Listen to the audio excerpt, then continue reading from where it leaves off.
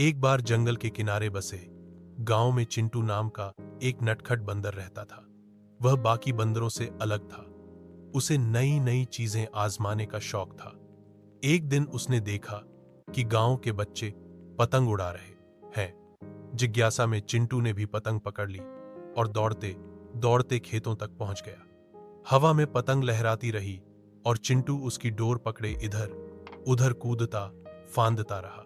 बीच में वह कुएं से पानी खींचने की रस्सी पर झूल गया, जिससे पानी छलकर सब पर गिरा और बच्चे हंसते हंसते लौटपोट हो गए। उस दिन के बाद चिंटू गांव का पतंग वाला बंदर कहलाने लगा और उसकी मस्ती की कहानियां दूर दूर तक फैल गईं।